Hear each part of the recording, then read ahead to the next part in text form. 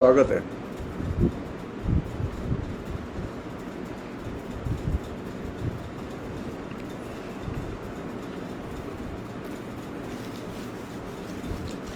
आज की बातचीत का हम लोगों ने विषय रखा है, ये जो साहित्य कैसे पढ़ें की जो सीरीज हमने शुरू की थी उसका ये दूसरा एपिसोड है। इसमें विषय रखा है कि तमिल भक्ति साहित्य के मूल्यांकन की समस्याएं और हिंदी का भक्ति साहित्य। पिछली बार मैंने ये सवाल उठाया था कि हिंदी के भक्ति आंदोलन या उत्तर भारत के जो भक्ति आंदोलन की जब चर्चा होती है तो वह चर्चा करते समय सिर्फ पासिंग रेफरेंस के तौर पर, एक चलताऊ सूचना के तौर पर भक्ति आंदोलन के दक्षिण भारत के संदर्भ का जिक्र होता है, लेकिन कोई डिटेल्स में उसके बारे में बातचीत नहीं होती। और हमने अपनी जो पूरी तैयारी इस पूरी श्रृंखला के लिए की है उसमें हम पहले दक्षिण भारत के भक्ति साहित्य के बारे में बातचीत करेंगे और उसका ये दूसरा एपिसोड है। जो हमने पिछली बार जो बहुत सारी बातें उठाई थी उसी सिलसिले में ये दूसरा एपिसोड है। भक्ति साहित्य पर बात करते समय ये चीज ध्यान रहनी चाहिए कि जैसा कि मैंने पिछली बार कहा था कि बौद्धों और जैनों के साथ में बहुत तीखा और उग्र किस्म का विचारधारात्मक संघर्ष दक्षिण भारत में हुआ। अब मुश्किल क्या है कि अंबेडकर के आने के बाद अचानक पॉलिटिकल एटमॉस्फेयर जो नॉर्थ इंडिया का है वो बुद्ध की महिमा और बुद्ध की भक्ति में एक वर्ग पूरी तरह से डूब गया है। उसमें बहुत सारे दलित लेखक, दलित इंटेलेक्चुअल्स और दलितों का एक बड़ा हिस्सा शामिल है। ये वे लोग हैं जो कि बुद्ध की कोई भी आलोचना सुनने के और देखने के, बुद्ध धर्म की कोई भी आलोचना देखने और सुनने के लिए तैयार नहीं है। तो भक्ति आंदोलन का कोई संतुलित परिप्रेक्ष्य बनेगा कैसे? भक्ति आंदोलन का संतुलित परिप्रेक्ष्य बनाने के लिए जरूरी है कि आप बुद्ध धर्म के बारे में, आप बुद्ध धर्म के जो विभिन्न पंथ थे उनके बारे में आप एक क्रिटिकल नजरिया विकसित करें, आलोचनात्मक दृष्टिकोण विकसित करें। जब हम भक्ति आंदोलन की बात कर रहे हैं और भक्ति आंदोलन के संदर्भ में जब दक्षिण में यह बात उठी कि शिव भक्तों ने और वैष्णव भक्तों ने बड़े पैमाने पर वहां विरोध किया, तो यह चिंता स्वाभाविक है, यह सवाल उठना स्वाभाविक है कि आखिर बौद्ध धर्म में क्या ऐसा चल रहा था जिसकी वजह से प्रतिवाद करना पड़ा। बाद में मैं यह भी बताऊंगा कैसे बौद्ध धर्म की कुछ अच्छी चीजें दक्षिण के भक्ति आंदोलन ने ली। लेकिन असल चीज यह है कि हम बौद्ध धर्म को क्रिटिकली देखने के लिए तैयार हैं कि नहीं है। हम हिंदू धर्म की आलोचना करने के लिए तैयार हैं, हिंदू धर्म की तीखी आलोचना करने के लिए तैयार हैं, लेकिन बौद्ध धर्म की तीखी आलोचना करते ही कुछ लोग नाराज हो जाते हैं। सवाल तो उठेगा ही, सवाल तो उठेगा कि क्या भीमराव अंबेडकर ने बौद्ध धर्म की जो तमाम किस्म की जो गड़बड़ियां थी उनकी आलोचना विकसित की? भीमराव अंबेडकर ने एकदम उन तमाम किस्म के जो पक्ष थे जो कि कायदे से आलोचना के केंद्र में आने चाहिए उनकी उपेक्षा की। मौका लगेगा तो हम इसकी चर्चा बाद में कभी करेंगे। और यही वजह है कि जो दलित लेखक बौद्ध धर्म के बारे में और बौद्ध धर्म के रुझान के बारे में बातें करते हैं तो वे बौद्ध धर्म के प्रति क्रिटिकल रुख व्यक्त नहीं करते। मेरे जैसे लेखक के लिए जो साहित्य को संतुलित ढंग से पढ़ना लिखना चाहते हैं उनके लिए यह बेहद जरूरी है कि जब हम भक्ति आंदोलन पर बात करें तो भक्ति आंदोलन में जितने भी रूप हैं, चाहे वो बौद्ध हो, चाहे वो जैन हो, चाहे वो हिंदू धर्म के लोग हों, हम इन सब के बारे में, चाहे सिद्ध और सामंत हो, इन सब के बारे में हम क्रिटिकली देखें। अरे सिर्फ तुलसी की तरफ उंगली उठाने से काम नहीं चलेगा, सिर्फ कबीर के ऊपर फूल चढ़ाने से काम नहीं चलेगा। भक्ति आंदोलन पर बात करने का मतलब फूल चढ़ाना नहीं है और जूते उछालना नहीं है। तो दक्षिण में जब भक्ति आंदोलन के लोगों ने बौद्धों और जैनों के संप्रदाय का विरोध किया तो उसका कुछ कारण रहा होगा, उन कारणों की तलाश की जानी चाहिए, कुछ वैचारिक वजह रही होंगी, उन वैचारिक वजहों की तलाश की जानी चाहिए। बिना उन वैचारिक वजहों की तलाश किए बिना आप ये जो पतन हुआ बौद्ध संप्रदाय का, इसको आप देख नहीं सकते। पहली चीज वो ये कि भारत के संदर्भ में खासतौर पर ये एक बहुत इंपॉर्टेंट चीज है कि यहां ट्रेडिशनली अनेक किस्म की दर्शन की पद्धतियां रही हैं और यह विलक्षण चीज है भारत की कि यहां दर्शन की पद्धतियों का धार्मिक संप्रदायों के साथ में घालमेल और धर्म के साथ संप्रदायों के साथ में घालमेल बार बार होता रहा है। जब कायदे से होना ही चाहिए दर्शन का धर्म के साथ में घालमेल न हो, लेकिन यह मध्यकाल में हुआ है, मध्यकाल के पहले हुआ है। ये हम पूरी तरह से मध्यकाल में दर्शन और धर्म को अलग नहीं कर पाए। अभी भी जब बात आती है तो अब ये जो धर्म और दर्शन के बीच का जो घालमेल है ये क्या है? अभी भी जब बात आती है तो व्यावहारिक राजनीति में जो विभिन्न विचारधाराएं हैं वे धर्म के साथ में घालमेल करती रहती हैं। दर्शन जो है वो पुराने जमाने में मध्यकाल में एक तरह से आइडियोलॉजी का रूप है।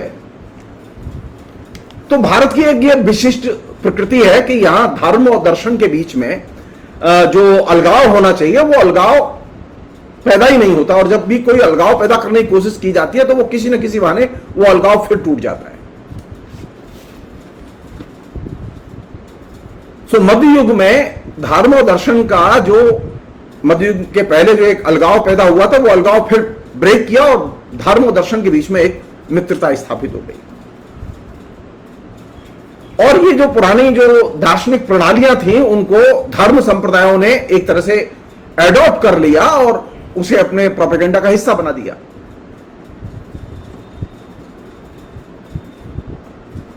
मसलन दर्शन के साथ में ये अनुष्ठान का, व्रत का, उपवास का, पूजा का कोई संबंध नहीं है, लेकिन धर्म तो ये पूजा, प्रतिष्ठा, अनुष्ठान, यज्ञ, हवन इनके बिना रह नहीं सकता। और दूसरी भारत की विशेषता यह है कि भारत में कोई भी धर्म या संप्रदाय पैदा हो वो बिना अनुष्ठान के रह नहीं सकता। कोई भी संप्रदाय जन्म ले उसे किसी न किसी रूप में धार्मिक अनुष्ठानों की परंपरा में अपने को जोड़ना पड़ता है और जाना पड़ता है। ये एक बहुत ही जैसे कहें कि मुश्किल जगह है। तो जब मध्यकाल पर बात करें, मध्यकाल में जो धर्म और दर्शन के जो अलगाव की बजाय उसके सामंजस्य और सम्मिश्रण को हम देखते हैं तो ये चिंता होती है कि ये आइडियोलॉजी और धर्म के बीच का जो रिश्ता है वो कैसे घालमेल हो रहा है उसमें। तो भारत की जो दो खास विशेषताएं हैं जो कि दिमाग में रहनी चाहिए मध्यकाल की, वो ये कि धर्म और दर्शन के बीच में, धर्म के संप्रदाय और दार्शनिक मतवादों के बीच में जो सह संबंध है, आदान प्रदान है, एक दूसरे में घुल मिल जाने की जो आदत है, ये बहुत बड़ी एक चुनौती है। दूसरी चुनौती यह है कि कोई भी आप धर्म मानते हो वो बिना अनुष्ठान के और बिना प्रतीकों के वो संपन्न नहीं होता। दिलचस्प है ये कि स्वयं भगवान जो है बुद्ध, वो ईश्वर की सत्ता नहीं मानते थे। उन्होंने ईश्वर की सत्ता को अस्वीकार किया। लेकिन बुद्ध के साथ क्या हुआ? महायान संप्रदाय के लोगों ने अल्टीमेटली महात्मा बुद्ध को देवताओं का देवता बना दिया। महात्मा बुद्ध ने स्वयं आत्मा जैसी कोई चीज होती है, परमात्मा जैसी कोई चीज होती है, इन दोनों का निषेध किया था। लेकिन महायान के लोगों ने बोधिसत्व के नाम से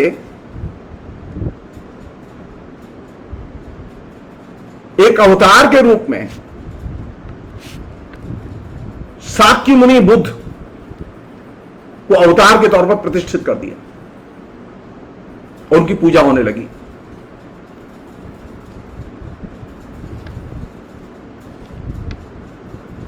सब जानते हैं कि महात्मा बुद्ध ने यज्ञों का और अनुष्ठानों का, इस तरह के अनुष्ठानों का विरोध किया था।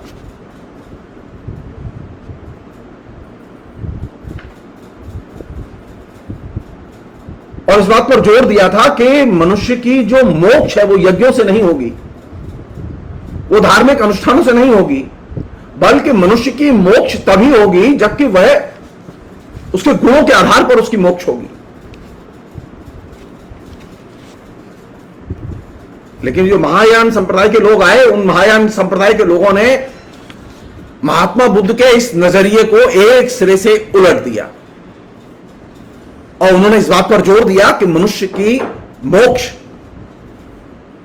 गुणों के आधार पर नहीं,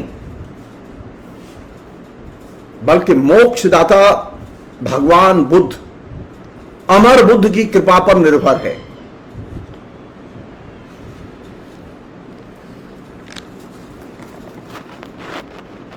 महात्मा बुद्ध इसके पक्ष में नहीं थे कि उनके जो भिक्षुक हैं वो सिर्फ भिक्षुक की तरह रहें, वे सन्यासी की तरह रहे, वो इसके पक्ष में नहीं थे। बल्कि महात्मा बुद्ध का यह मानना था कि सामाजिक न्याय और सामाजिक सुधार, इनके लिए उनके भिक्षुक दृढ़ता के साथ संघर्ष करें। सामाजिक न्याय और सामाजिक सुधारों के लिए ही वे चाहते थे कि भिक्षुकों को अनुशासित और प्रशिक्षित किया जाए। लेकिन महायान के लोगों ने तो इन भिक्षुकों को इस लक्ष्य से ही हटा दिया और कहा और इस पर जोर दिया कि भिक्षुक का लक्ष्य क्या है? भिक्षुक का लक्ष्य है कि वह इस जगत का पूर्ण परित्याग करे, ये संसार उसके लिए नहीं है और वो सन्यासी की तरह रहे। तो ये महायान के लोगों ने जो बौद्ध धर्म में जो ये हिरासशील प्रवृत्तियां आरंभ की,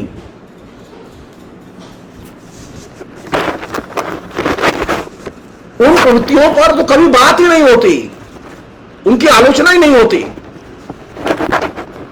महात्मा बुद्ध का यह मानना था कि सक्रिय मनुष्य के तौर पर इस संसार को बदलने और स्वदेशी कार्यों में लगने की जरूरत है। मनुष्य का जन्म लोगों की दुख और पीड़ाओं को दूर करने के लिए हुआ है। लेकिन महायानियों ने एक ऐसे देवता की कल्पना की जो ये चाहता था कि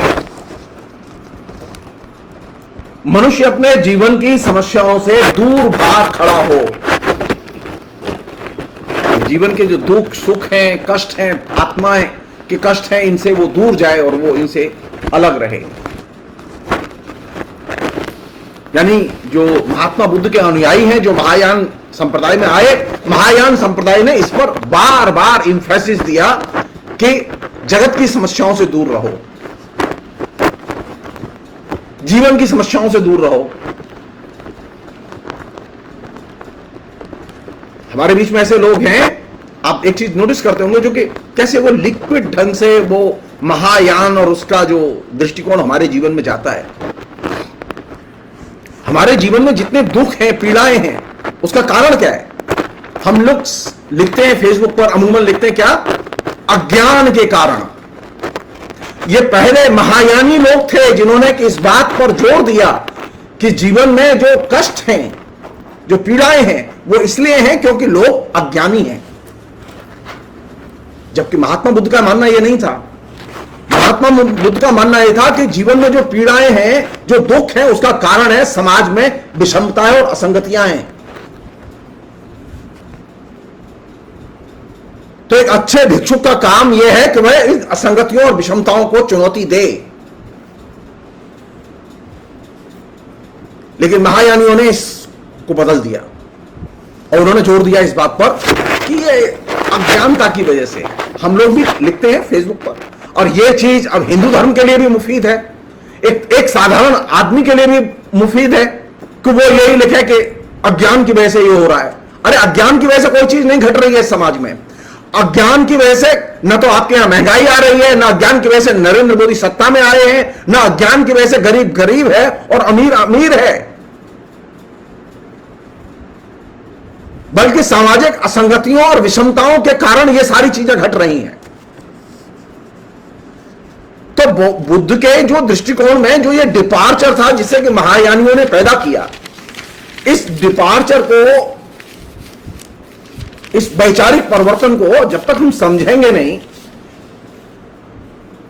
बौद्ध धर्म के प्रति आलोचनात्मक दृष्टिकोण विकसित नहीं करेंगे, तब तक तो बात बनेगी नहीं। क्यों बौद्ध धर्म का विरोध किया लोगों ने, यह सवाल बार बार उठेगा। अगर बौद्ध धर्म सामाजिक सुधार का धर्म था तो आर्यवान संतों को इनका विरोध नहीं करना चाहिए था, वैष्णव और शैव परंपरा के संतों को इनका विरोध नहीं करना चाहिए था। लेकिन बात तो इतनी सीधी सरल नहीं थी। महायानियों ने बुद्ध की धारणाओं को, जो बुनियादी धारणाएं थी, उन बुनियादी धारणाओं को एक सिरे से बदल दिया।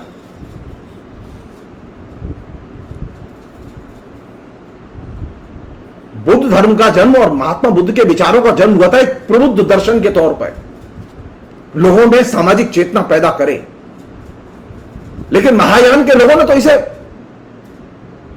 आइडियोलॉजिकल, जिसे कहें कि पूर्वाग्रहों का धर्म बना दिया।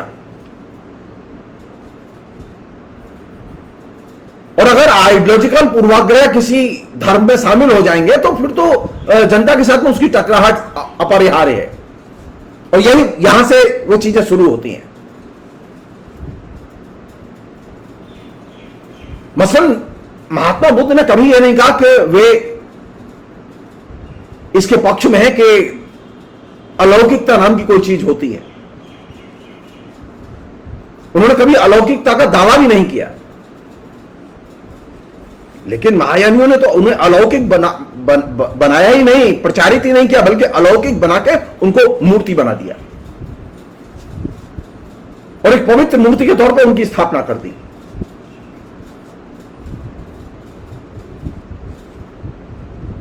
तो जब आपने महात्मा बुद्ध को अलौकिक बना के मूर्ति बना दिया तो सबसे बड़ी कैजुअलिटी किसकी हुई? महात्मा बुद्ध पहचाने जाते थे तर्क की वजह से, वो हर चीज को तर्क की कसौटी पर कसते थे। तो जिस दिन महात्मा बुद्ध को आपने मूर्ति बनाया, अलौकिक बनाया, देवता बनाया, उसी दिन आपने तर्क की हत्या कर दी। और यह तर्क की हत्या, तर्क की विदाई बुद्ध धर्म से किसने शुरू की? महायानियों ने शुरू की। और जाहिर है कि फिर उसके बाद में जो दो बहुत महत्वपूर्ण चीजें आई जिनका के महायानियों ने बड़े पैमाने पर वो किया, वो ये, अब तर्क के स्थान पर संज्ञान और वासना, ये दो चीजें बहुत प्रचारित की गई। और ये संज्ञान और वासना के प्रचार के साथ ही बुद्ध धर्म में अंधविश्वासों के लिए रास्ता खोल दिया गया। अब सारी चीजों का समाधान तर्क में नहीं, विषमताओं को चुनौती देने में नहीं, असंगतियों के बारे में सवाल खड़े करने में नहीं, बल्कि अब सारी चीजों का समाधान यही था कि भगवान बुद्ध की प्रतिमा की पूजा करो, भगवान बुद्ध के मंत्र का जप करो। और यही वह जगह थी जो कि जहां से बुद्ध धर्म का ह्रास शुरू हुआ, और यही वह जगह थी जहां से कि राजा महाराजा उन लोगों ने बौद्ध धर्म को संरक्षण दिया। सैकड़ों बौद्ध विहार बनाने में राजा महाराजाओं ने मदद की, क्योंकि बौद्ध धर्म का जो पूरा का पूरा तर्क शास्त्र था, उस तर्क शास्त्र को समझने के लिए जिस बुद्धि की जरूरत है, जिस विवेक की जरूरत है, उस बुद्धि और विवेक को तो हमने कभी इस्तेमाल ही नहीं किया। महात्मा बुद्ध का मतलब था तर्क, महात्मा बुद्ध का मतलब मूर्ति नहीं था, महात्मा बुद्ध का मतलब मूर्ति पूजा नहीं था। लेकिन महायानियों ने महात्मा बुद्ध को तर्क की जगह से अपदस्थ करके मूर्ति में कन्वर्ट कर दिया। और जब आपने मूर्ति में कन्वर्ट किया तो उसका एक, जैसा कि मैंने कहा कि आपने संज्ञान और वासना के जरिए फिर अंधविश्वासों का पूरा सिलसिला चल निकला। और इसके लिए पहले से भारत में ऑलरेडी ट्रेडिशन उपलब्ध था। एक वर्ग था जो अंधविश्वासों पर चलता था।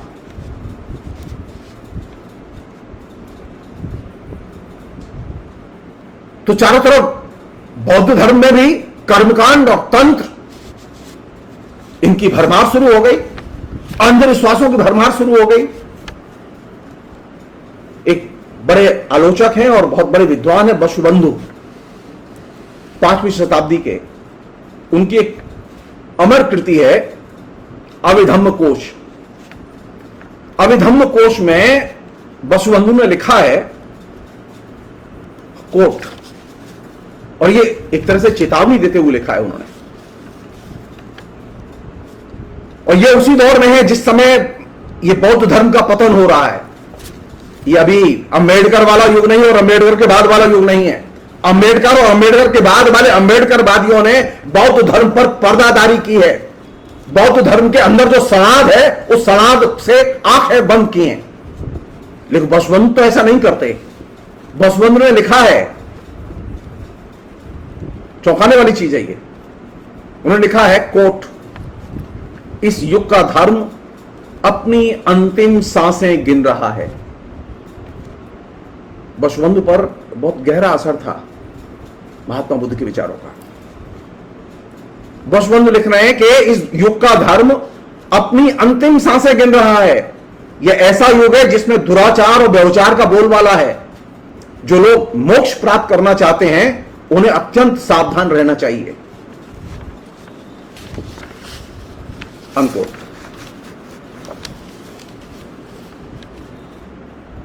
बौद्ध धर्म के बारे में कौन लिख रहा है? ये बसुबंधु लिख रहा है 5वीं शताब्दी में कि बौद्ध धर्म अंतिम सांसें गिन रहा है। क्यों गिन रहा है? क्योंकि उसमें दुराचार और व्यभिचार का बोलबाला है। तो जो लोग ये कहते हैं कि बौद्ध धर्म महान है, वे बौद्ध धर्म को अनक्रिटिकली देखते हैं। दक्षिण भारत के जो संत थे उन्होंने अनक्रिटिकली नहीं देखा था। उस दौर के जो इंटेलेक्चुअल्स थे उन्होंने बौद्ध धर्म को अनक्रिटिकली नहीं देखा था।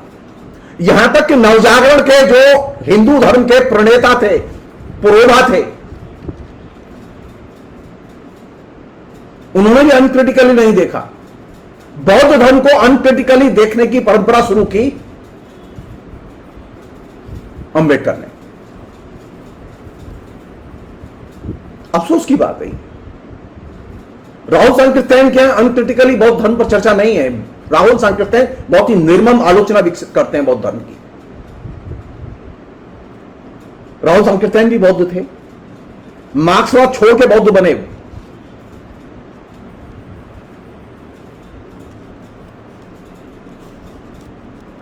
तो महायानियों के जो बौद्ध दर्शन में जो भूमिका है, बौद्ध धर्म में जो भूमिका है, उस भूमिका की आलोचना की जाए कि नहीं की जाए? तो महायानियों ने जादू टोना इन सबका विकास किया और तंत्र का भी विकास किया। और इसका क्लाइमैक्स था नालंदा विश्वविद्यालय और तक्षशिला विश्वविद्यालय में तंत्र के विभाग खोले गए। जादू टोना की शिक्षा की अनिवार्य व्यवस्था की गई। अब हर विषय के विद्यार्थी को तंत्र शिक्षा लेनी जरूरी थी।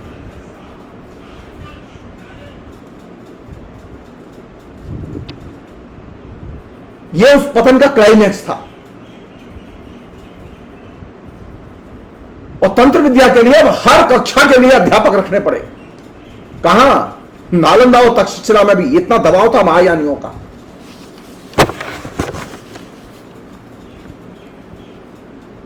एक और भी चीज है जो कि बौद्ध धर्म में ही है। बौद्ध धर्म में जो तंत्र के पक्षधर थे वो वज्रयानी थे। उनका जो सहज ज्ञान है वो उसका एक बहुत ही महत्वपूर्ण हिस्सा है। ये जो सहजयानी थे वज्रयानियों में, ये तंत्र के अद्भुत अनुयायी थे और प्रवक्ता थे। इनकी तांत्रिक क्रियाओं में बड़ी गहरी दिलचस्पी थी। देवताओं देवियों की पूजा करने की इनके पास में विस्तृत पद्धति थी। उनकी रूपरेखाएं थी, उनकी रेखाकृतियां थी। हमारे यहां जो बहुत सारा जो देवी देवताओं के पूजाओं का जो शास्त्र और तंत्र विकसित हुआ है, उसमें इन वज्रयानियों की बहुत बड़ी भूमिका रही है।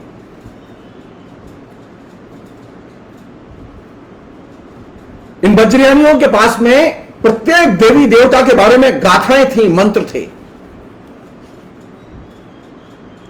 चित्र थे, विभिन्न मुद्राएं थी जिनके जरिए वो पूजा करते थे। रहस्यमय वृत्त थे और चौकोर खींचे जाने वाली तमाम किस्म की दूसरी जो योग की प्रणालियां थी वे भी थी, जिनका वे सहारा लेते थे।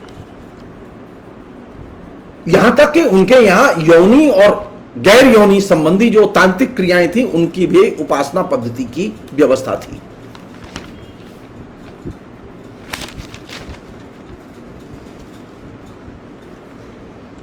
तर्क क्या था? तर्क यह था कि बौद्ध शरीर के अंदर रहते हैं और इसलिए बुद्धत्व को प्राप्त करना है तो हठ योग के जरिए प्राप्त किया जा सकता है। और वज्रयानियों ने जैसे एक नई थ्योरी, जिसे हम शून्य की थ्योरी कहते हैं, वज्रयानी थे जिन्होंने शून्य के सिद्धांत को निर्मित किया। वे हर चीज की कल्पना शून्य में करते थे। ईश्वर की मूर्ति, पूजा की सामग्री, मंत्र, मुद्राएं, संगीत, भाव भंगिमाएं, नाच, पुजारी, ये सब शून्य माने जाते थे। उन्होंने एक और चीज पैदा की जिसने कि हिंदू धर्म और बाकी धर्म को बहुत दूर तक प्रभावित किया, भारतीय समाज को बहुत दूर तक प्रभावित किया, इवन भक्ति आंदोलन को बहुत दूर तक प्रभावित किया। उन्होंने जो सबसे महत्वपूर्ण चीज की, जो कि सबसे खराब चीज थी, उनका मनुष्य को देवता बनकर ही देवता की पूजा करनी चाहिए। अब ये जो घट घट में जो राम बसते हैं ना, ये जो घट घट में राम बसते हैं, ये घट घट में राम बसने वाली धारणा सबसे पहले वज्रयानी थे कि भगवान हम सब में है। ये वज्रयानी थे सबसे पहले जिन्होंने भारतीय परंपरा में इस धारणा का प्रतिपादन किया कि आप देवता बनकर ही देवता की पूजा कर सकते हैं, देवता बनकर ही देवता की पूजा करनी चाहिए। यदि कोई मनुष्य बिना देवता बने देवता की पूजा करता है तो उसको पूजा का फल नहीं मिलता। इसलिए यू फील कि तुम भी देवता हो, तब तुम देवी की पूजा करो।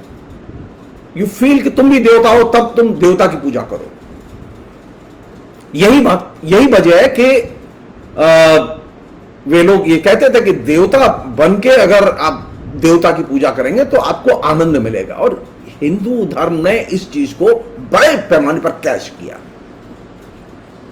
वज्रयानी चले गए, महायानी भी चले गए, लेकिन वज्रयानियों और महायानियों की जितनी भी बुरी परंपराएं थी वे सब हिंदू धर्म ने आत्मसात कर ली।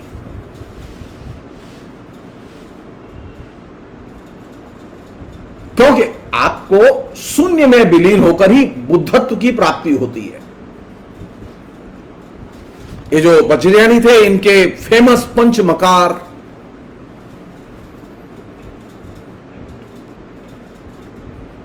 जिसमें मध्य, मांस, मत्स्य, मुद्रा और मैथुन, इन पंच मकार के सेवन पर जोर था। और ये पंच मकार असल में बौद्ध धर्म के नाम पर बौद्ध धर्म के पतन के प्रतीक हैं।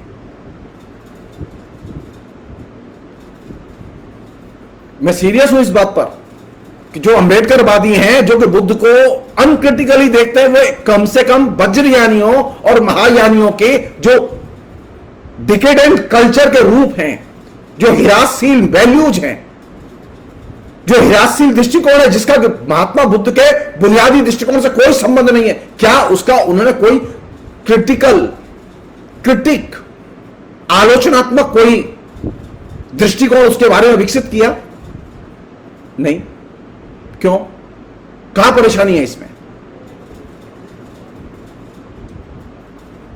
बुद्ध क्या अनक्रिटिकली देखने की चीज है? बुद्ध ने क्या यह विचार दिया था कि बिना तर्क के मानो? महात्मा बुद्ध ने कहा था हर विषय पर संदेह करो, हर चीज पर संदेह करो, हर चीज पर सवाल करो। तर्क प्रमुख था।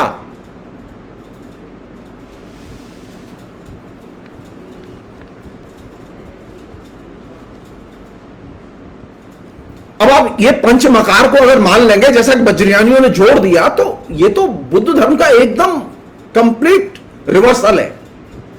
महात्मा बुद्ध ने भिक्षुओं को नैतिकता के और शुद्ध आचरण के प्रति एकदम निष्ठावान रहने की शिक्षा दी थी कि जो भिक्षुक बनेंगे उनके जीवन में नैतिकता के श्रेष्ठ मानदंड होंगे, वे शुद्ध आचरण करेंगे।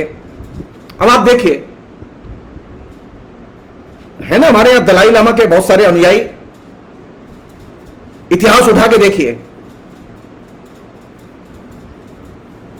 कि दलाई लामा जब चाइना से भागा तो चाइना में वो जिस घर को छोड़ के आया था, जिस भवन में वो रहता था, जिस बिल्डिंग में रहता था, उस बिल्डिंग में 1000 से अधिक कमरे थे। उसमें सैकड़ों दासियों की तरह स्त्रियां रहती थीं जो वहां तमाम किस्म के धार्मिक कामों और खेती के कामों में उनकी मदद करती थी। हजारों गुलाम की तरह रहने वाली औरतें थीं जिनको के कम्युनिस्ट पार्टी ने मुक्त कराया। लेकिन हमारे दलाई लामा के बारे में बात करके देखिए, तो आप क्रिटिकली बोल के देखिए कि वो जो जिस दलाई लामा ने जिस धर्म को वहां प्रचारित किया, बौद्ध धर्म को प्रचारित किया, वो बौद्ध धर्म उस डिकेडेंट वैल्यूज को रिप्रेजेंट करता था कि नहीं करता था? ह्यूमन राइट्स के मतलब दलाई लामा और दलाई लामा के यहां जो गुलाम पड़े हुए वे हैं कि नहीं?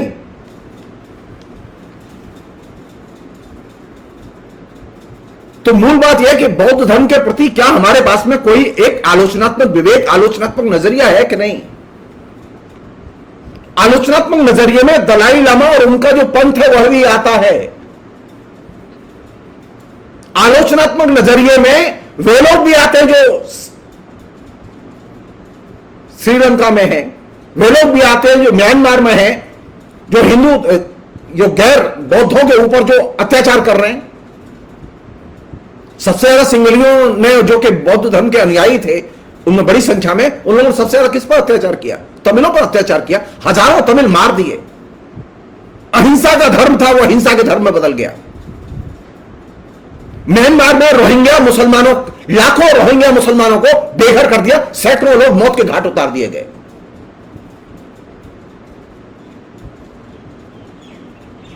तो आप वज्रयान और हीनयानियों के बारे में आलोचना नहीं करेंगे तो बौद्ध धर्म का जो ये पतन है, वो पतन आप देख नहीं सकते कि बौद्ध धर्म किस तरह से बर्बर रूप में जाएगा। और उसमें भी सबसे जो इंपॉर्टेंट चीज है, जो कि मुझे लगता है कि बहुत ही इंटरेस्टिंग है, वो ये कि ये जो बौद्ध धर्म ने जो ये हीनयान और ये जैनियों के यहां जो भी संप्रदाय रहे हैं, इनके बीच में एक बहुत ही कॉमन चीज रही है।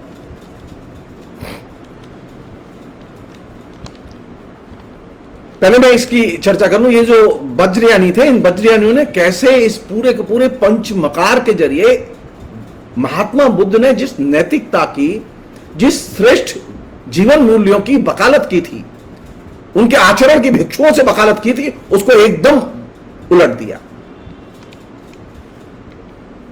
और इसके चलते, ये पंचमकार के चलते अनेक किस्म के जघन्य अपराध बौद्ध धर्म के अंदर हुए। और यही वह जगह थी जहां से बौद्ध धर्म के कंप्लीट पतन का रास्ता तैयार हुआ।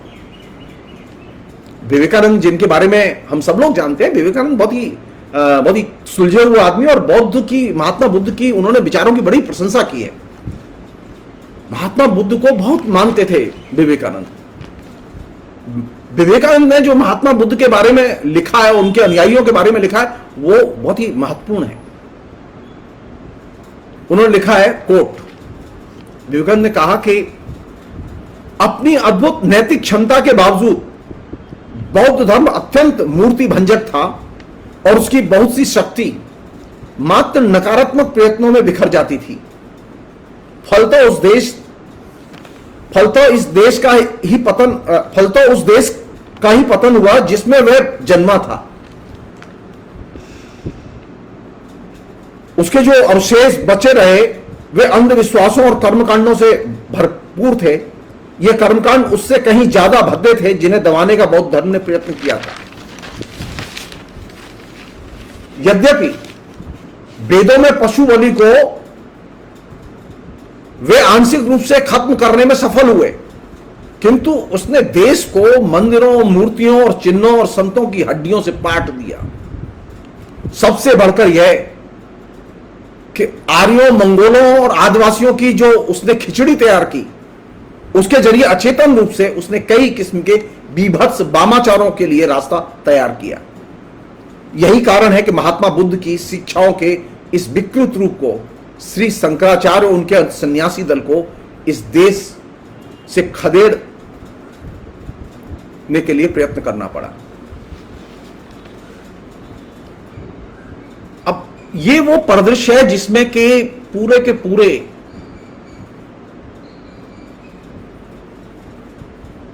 बौद्ध धर्म के पतन का वह परिदृश्य पहली बार दक्षिण भारत के संत जिसे चुनौती देते हैं।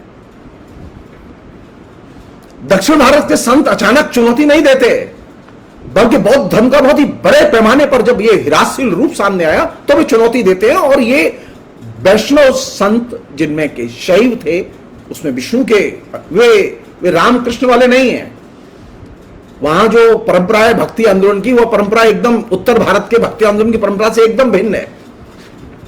उत्तर भारत में भक्ति आंदोलन ने न बौद्धों को चुनौती दी, न जैनियों को चुनौती दी।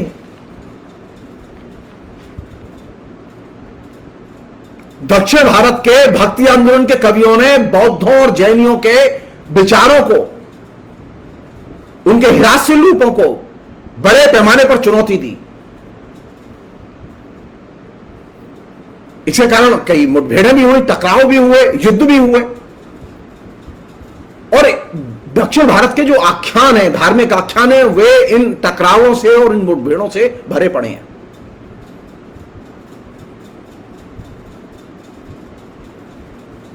ये जो भक्त कवि थे, ये भक्त कवि वैसे ही थे जैसे कि यहां नॉर्थ इंडिया में थे। ये अपनी कविताएं गाते थे, लोगों के बीच में जाते थे, जगह जगह जाके वो अपनी कविताएं सुनाते थे, तो जनता में बहुत एप्रिशिएट किए जाते थे।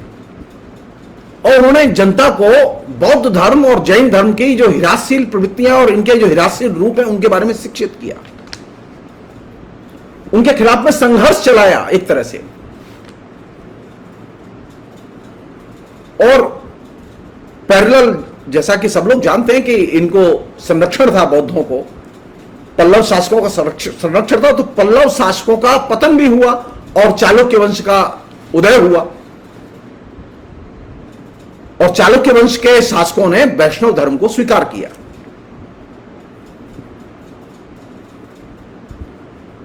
पहली बार ऐसा हुआ कि ईस्वी सन 733 में कांची पर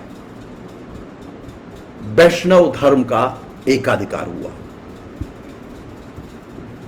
और यह बहुत बड़ी उपलब्धि थी। इसको हिंदू धर्म की विजय के रूप में भी देखा गया। ये वो हिंदू धर्म नहीं है जिस हिंदू धर्म की वकालत आरएसएस वाले करते हैं, क्योंकि आरएसएस वालों का कोई लेना देना नहीं। आरएसएस वालों ने तो बाकायदा, अगर मुझसे पूछें तो आरएसएस की ब्यूटी है कि आरएसएस ने तो बौद्ध धर्म के ये हिरासशील जो रूप है उनका भी इस्तेमाल कर लिया। मैंने एक बार फेसबुक लाइव में कहा भी था कि लेह लद्दाख की सीट जहां बौद्ध बड़ी संख्या में है, वे कम्युनल पार्टी के साथ चले गए बड़ी संख्या में। लेह लद्दाख में कोई हिंदू नहीं रहता, वहां मुसलमान रहते हैं या बौद्ध रहते हैं, इस्लाम के अनुयायी हैं या बौद्ध धर्म के अनुयायी हैं। लेकिन लेह लद्दाख की सीट से बीजेपी का जो कैंडिडेट जीता, उसका एक कारण यही है कि बौद्ध धर्म की जो हीनयान और वज्रयान से जो प्रभावित जो संप्रदाय हैं, जो कि एकदम कंजर्वेटिव और रिएक्शनरी हैं,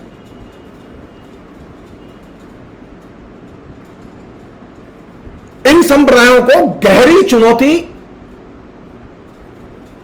मिलनी चाहिए थी, लेकिन वहां तो मिली नहीं, लेकिन उसका फायदा तो मिला। किसे मिला? बौद्ध धर्म का समर्थन किसने किया? बौद्ध धर्म के लोगों ने किसे वोट दिया? जो सबसे रिएक्शनरी पार्टी थी उसे वोट दिया।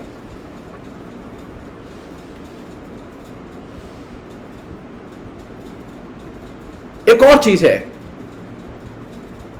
जैसे मैंने बसुबंधु का नाम लिया आपसे, वो ये कि बसुबंधु के अलावा एक दूसरे व्यक्ति थे जो कि बहुत बड़े आलोचक हैं उस दौर के, और कुमारिल भट्ट।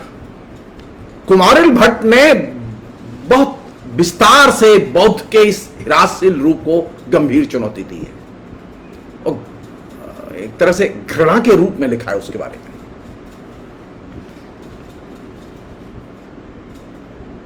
यह अचानक नहीं है, मैंने पिछली बातचीत में यह बात कही थी कि सोचने लायक बात है कि जो भक्ति आंदोलन के जो प्रणेता हैं वे सारे के सारे प्रणेता साउथ में क्यों पैदा हुए?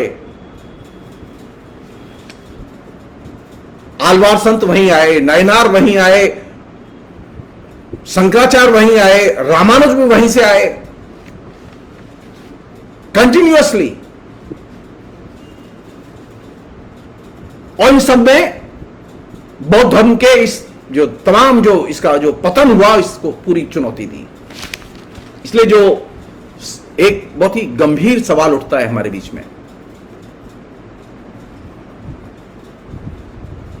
कि ये बौद्ध धर्म या ये जैन धर्म, जो अभी जैन के भी अनुयायी हैं भारत में हैं, बौद्ध धर्म उसके भी अनुयायी हैं भारत में हैं, सवाल यह है कि बौद्ध धर्म इतना फैला कैसे? जैन धर्म इतना फैला कैसे? या जो जैन धर्म और बौद्ध धर्म को मानने वाले लोग हैं उनमें किस तरह की मनोदशा है? यह सवाल विचारणीय नहीं है। पुराने जमाने में बौद्ध धर्म और जैन धर्म के फैलाव का सबसे बड़ा कारण यह था कि वे कबीलाई मानसिकता को बल पहुंचाते थे और कबीलाई मानसिकता को निर्मित करते थे।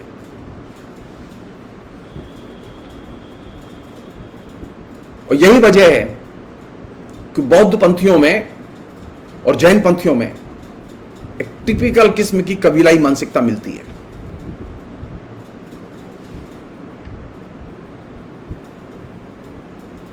दूसरे कारण यह भी था कि दक्षिण में जिस समय बौद्ध धर्म का प्रचार प्रसार हुआ और फैलाव हुआ, उस समय दक्षिण में वर्णाश्रम व्यवस्था नहीं थी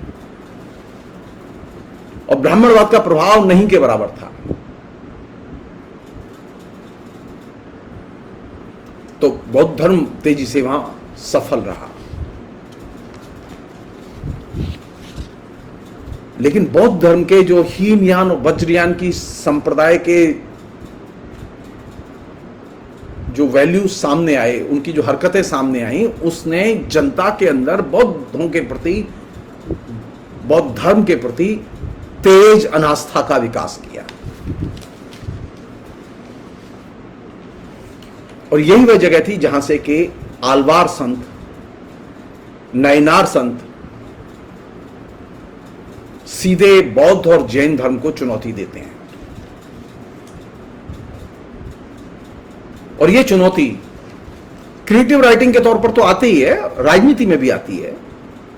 क्रिएटिव राइटिंग के तौर पर जो चीज विकसित हुई इस दौर में,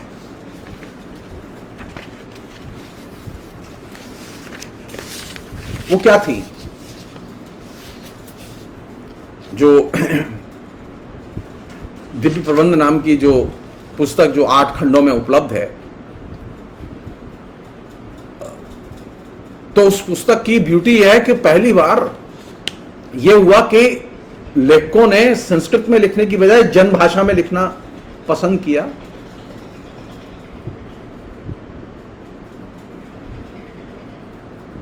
और जनभाषा में लिखते समय उन्होंने संस्कृत के काव्य शास्त्र के नियमों का पालन नहीं किया। उन्होंने उसके लिए उस दौर में तमिल में अलग से पैरेलल साहित्य सिद्धांत की भी विकसित की।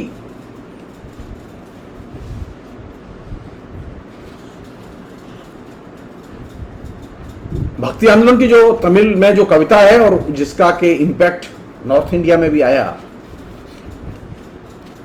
उस कविता की सबसे बड़ी खूबी क्या है? उस कविता की सबसे बड़ी खूबी यह है कि उस कविता में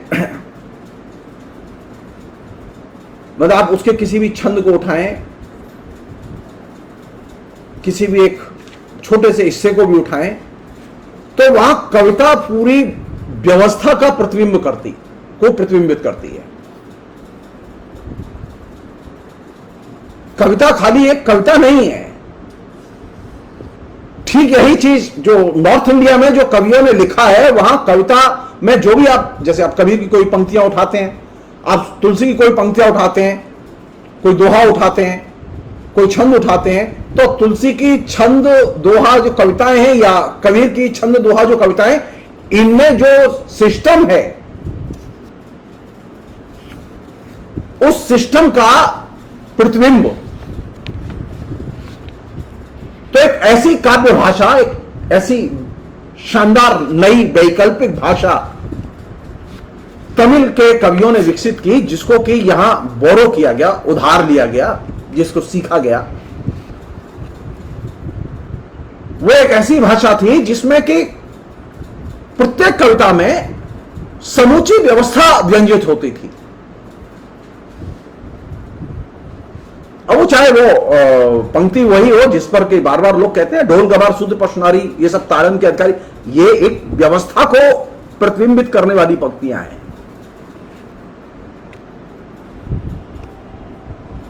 यानी आप किसी भी भक्ति काल के कवियों की कविता को जब आप पढ़ें तो आप वहां पर एक सिस्टम देखेंगे, कविता के अंदर एक सिस्टम देखेंगे। ये जो शब्दार्थ करके कविता पढ़ने की पद्धति से बाहर निकले, आलोचना की पद्धति विकसित करें।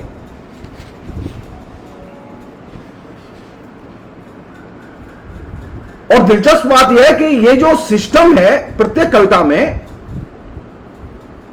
उसके साथ साथ एक और चीज है कि ये किसी एक बड़ी थीम से जुड़ी हुई चीजें हैं।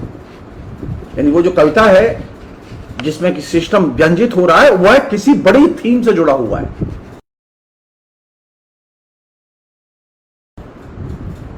और वो जो थीम है, उस थीम के साथ में परिस्थितियां जुड़ी हुई हैं। तो परिस्थितियां, थीम, कविता में सिस्टम, ये वह महाकाव्यात्मक ढांचा है जिसको कि भक्ति आंदोलन की तमिल कविता ने क्रिएट किया। वहां जो प्रत्येक सिंबल है, प्रत्येक इमेज है, उस प्रत्येक सिंबल और इमेज का उस थीम के साथ गहरा संबंध है। अब वो चाहे राम की इमेज हो, चाहे वो शिव की इमेज हो, चाहे वो विष्णु की इमेज हो, जो भी इमेज है, जो भी सिंबल आ रहे हैं वहां कविता में, वे समग्र थीम के साथ इंटीग्रेटेड हैं। और यही वजह है कि वहां एक कविता का सुसंगत सिस्टम, मैं सिस्टम शब्द पर, व्यवस्था शब्द पर खास तौर पर ध्यान खींचना चाहता हूं आपका। वहां कविता के लिए कविता नहीं लिखी गई, बल्कि कविता के एक सुसंगत सिस्टम विकसित किया गया। और यह सुसंगत सिस्टम क्यों विकसित किया गया? क्योंकि यह कविता सिस्टम में हस्तक्षेप के लिए तैयार की गई। तो कविता का काम क्या था? सिस्टम में हस्तक्षेप करना। यही वजह थी कि वहां कविता में व्यवस्था नजर आती थी, आज भी नजर आती है। वहां कविता में जो इमेज और सिंबल्स हैं, उन इमेज और सिंबल्स के साथ में आपको एक बड़ी थीम, एक महाआख्यान, जिसके साथ वो इंटीग्रेटेड है। तो वो जो समग्र थीम है, उसके साथ में उसकी परिस्थितियां हैं, और उन परिस्थितियों के साथ में उसकी इमेज है, और वे चीजें एक छोटी कविता में है। और यह कविता क्यों तैयार की गई इस तरह के? क्योंकि सिस्टम में इंटरवीन करना था, हस्तक्षेप करना था। कौन सा सिस्टम था? वह सिस्टम था जो पहले के लोगों ने बनाया था। वो कविता का सिस्टम भी था, वो समाज का सिस्टम भी था, वो संस्कृति का सिस्टम भी था, जिसमें भी हस्तक्षेप करना था। भक्ति आंदोलन की कविता सिर्फ कविता नहीं है, बल्कि वो सिस्टम में इंटरवेंशन की, हस्तक्षेप की कविता है। वह संस्कृति में भी हस्तक्षेप करते हैं, वो जीवन में भी हस्तक्षेप करते हैं, वो राजनीति में भी हस्तक्षेप करते हैं।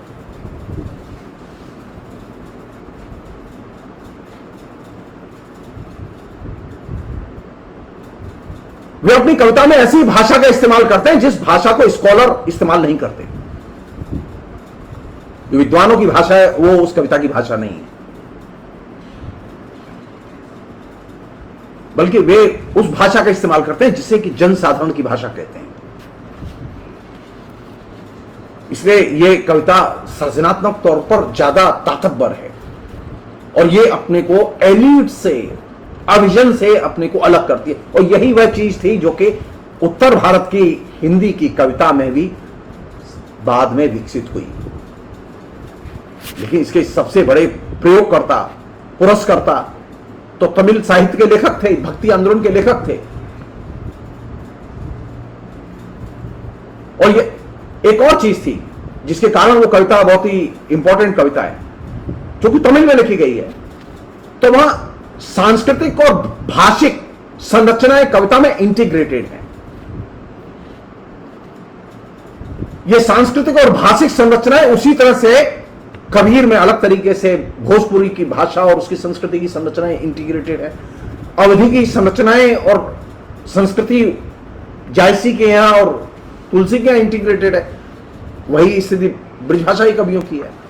तो ये जो कविता का जो स्ट्रक्चर है, ये स्ट्रक्चर खाली काव्य भाषा की समस्या नहीं है, बल्कि वहां संस्कृति और भाषिक संरचनाएं एक दूसरे के साथ में अंतर्ग्रथित रूप में चली आई है। और ये परंपरा सैकड़ों वर्ष के अभ्यास से निर्मित थी।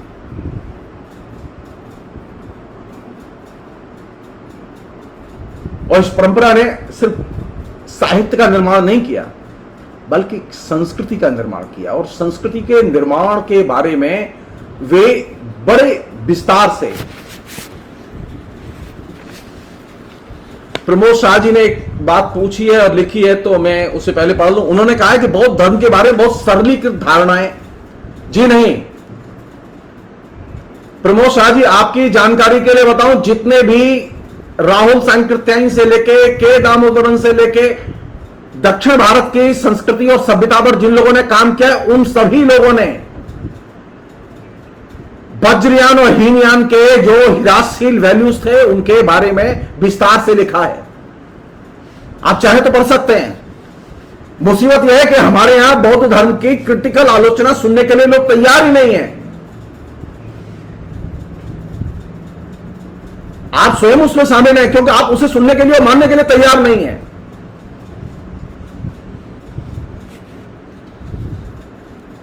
आप हमारी मत मानिए, आप कम से कम राहुल सांकृत्यायन की तो मान लीजिए।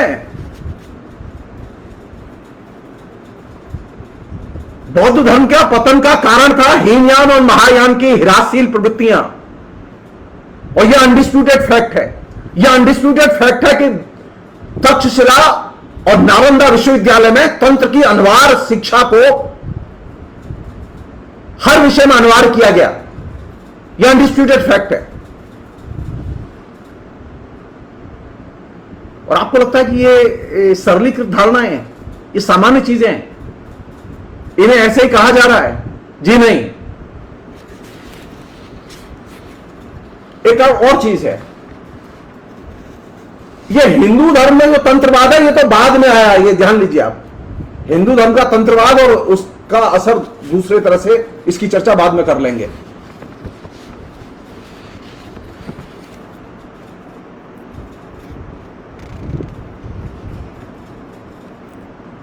बुनियादी चीज यह कि ये जो तमिल साहित्य में जो भक्ति की कविता है, इस भक्ति की कविता को जानने के लिए या कविता इन जनरल को जानने के लिए ये जरूरी है कि कविता के स्रोत को जाना जाए।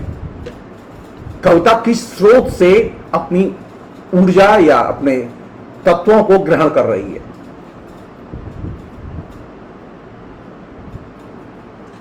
चूंकि भक्ति आंदोलन में कवियों ने अपनी कविता में सिस्टम की व्याख्या सिस्टम के प्रति हस्तक्षेप को अपना विषय बनाया, तो यह जरूरी है कि हम सिस्टम को जानें। कविता पर लिखते समय, कविता पर पढ़ते समय, कविता पर जानते समय हम सिस्टम को जानें। और हमारे यहां तो अभी हालत इतनी खराब है कि लोग पूंजीवाद को जानते नहीं है, पूंजीवाद को समझना नहीं चाहते, सामंतवाद को जानते नहीं है, सामंतवाद को समझना नहीं चाहते, लेकिन वे अधिकार के साथ तुलसी के बारे में बोलेंगे, वे अधिकार के साथ कबीर के बारे में बोलेंगे, वे अधिकार के साथ नागार्जुन के बारे में बोलेंगे। तो सिस्टम को जाने बिना आप कविता पर बोल नहीं सकते। लेकिन हमारे यहां तो एक परंपरा चल निकली है, हमें व्यवस्था के बारे में जानना नहीं है, हम कविता के बारे में जानते हैं और कविता की शब्दार्थ व्याख्या करेंगे। जी नहीं, भक्ति आंदोलन के कवियों ने जो पहली, साउथ के कवियों ने जो पहली चीज क्रिएट की वो ये कि अगर कविता को जानना है और कविता को बदलना है तो सिस्टम को जानो और कविता को सिस्टम के खिलाफ हस्तक्षेप का औजार बनाओ।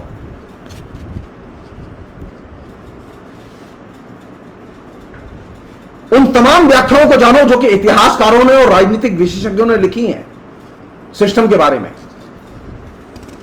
तो हमारी तो कोई दिलचस्पी नहीं है इसे पढ़ने में कि इतिहासकारों ने क्या लिखा है। हमारी तो आदत है कविता से कविता की ओर जाने की। राम की भक्ति परंपरा, तुलसी और तुलसी के अनुयायी, कबीर और कबीर के अनुयायी। अरे कविता से सिस्टम की तरफ जाओ, सिस्टम से कविता की तरफ आओ तो समझ में आएगा। आलवार संतों ने सिस्टम और कविता के डायलेक्टिकल रिलेशन को विकसित किया।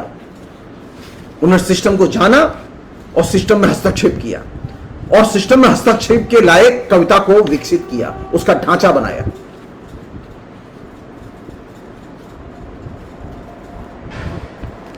एक और चीज है वो ये कि जो सिस्टम की व्याख्या करते हैं वे, उनके पास परफेक्ट व्याख्या कभी नहीं होती, वो इम्परफेक्ट व्याख्या होती है और वहीं से असल में उसे संपूर्ण करने का काम या उसे आगे ले जाने का काम शुरू होता है। क्योंकि कविता में लेखक की अनुभूतियां भी होती हैं, उसकी भावनाएं भी होती हैं, उसका दृष्टिकोण भी होता है, वहां सिर्फ सिस्टम ही नहीं होता।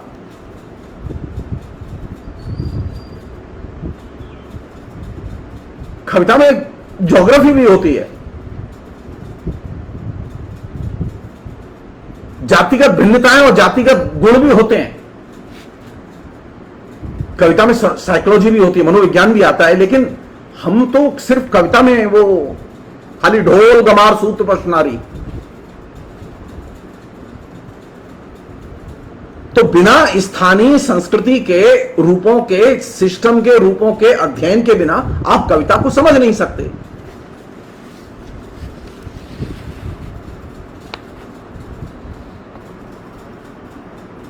हमारे यहां कविता की आलोचना और व्याख्या का जो रूप रहा है, इसकी चर्चा मैं बाद में करूंगा। मैं सिर्फ अंत में सिर्फ एक बात कहना चाहता हूं, वो ये कि कविता जो दक्षिण में लिखी गई, तमिल में लिखी गई, खासतौर पर तमिल में लिखी गई कविता ने जो एक ग्रैंड नरेटिव, एक महाआख्यान, एक महाभाषा, जो काव्य की भाषा विकसित की, वो काव्य की भाषा पहले कभी नहीं थी। वो पहली बार वो भाषा आई जिसे हम लोग जन भाषा में कविता को कहते हैं। वो पहली बार एक ऐसा आख्यान आया जिसमें कि जन भाषा में पहली बार सिस्टम को दाखिल किया गया कविता में। पहली बार एक पूरा का पूरा स्ट्रक्चर नए ढंग से कविता का बनाया गया।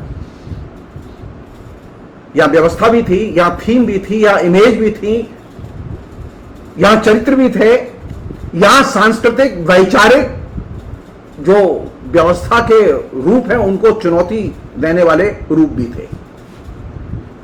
और इस अर्थ में ये आधुनिक कविता की पूर्ववर्ती कविता है। आधुनिक कविता ने बहुत कुछ इससे सीखा है। आधुनिक कविता में बहुत कुछ इसका असर है। सिस्टम में इंटरवेंशन करने की जो प्रवृत्ति है, सिस्टम के खिलाफ लिखने की जो प्रवृत्ति है, ये प्रवृत्ति सबसे पहले आलवार संतों ने, दक्षिण के तमिल के लेखकों ने हमें दी।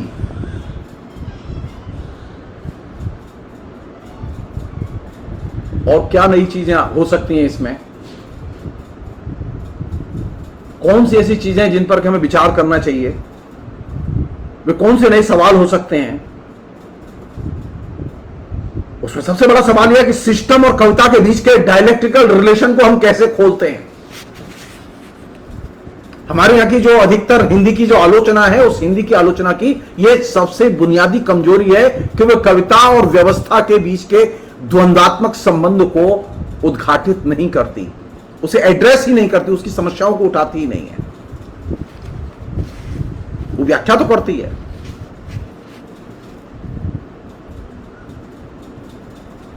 तो कविता और व्यवस्था के बीच में कोई डायलेक्टिकल रिलेशन है कि नहीं है, यह बुनियादी समस्या है।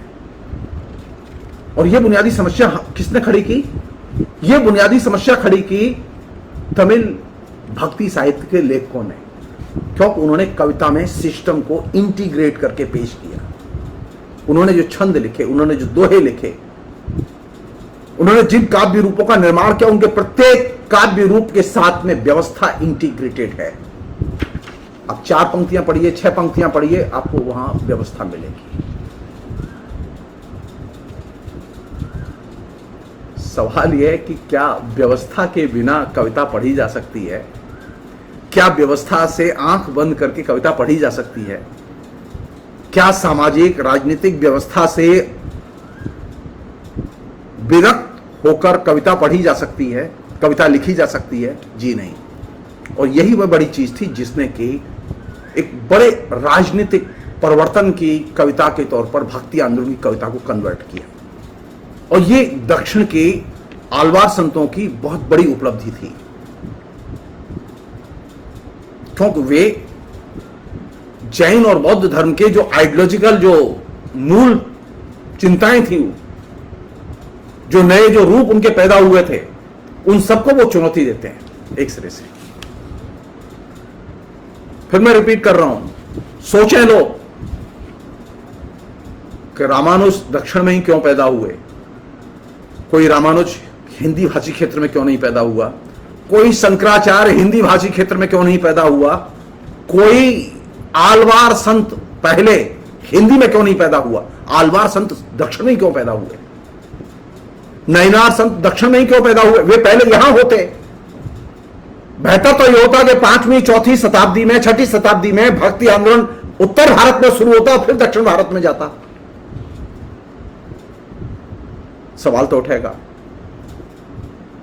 सवाल तो उठेगा, क्योंकि आप उस सवाल को क्रिटिकली देखना नहीं चाहते, क्योंकि बौद्ध धर्म के ह्रासशील रूप उनकी जब तक आप क्रिटिकल समीक्षा नहीं करेंगे, बौद्ध धर्म के पतन को आप समझ नहीं सकते। आज सारी दुनिया में बौद्ध धर्म पीस का धर्म नहीं है, वो कागज पर है खाली पीस का धर्म। जो बौद्ध के मत को मानने वाले राष्ट्र हैं, जहां बौद्ध धर्म का जिन देशों में वर्चस्व है, वहां अधिकतर हिंसा और लोगों के ऊपर जुल्म, ये सामान्य चीजें हैं।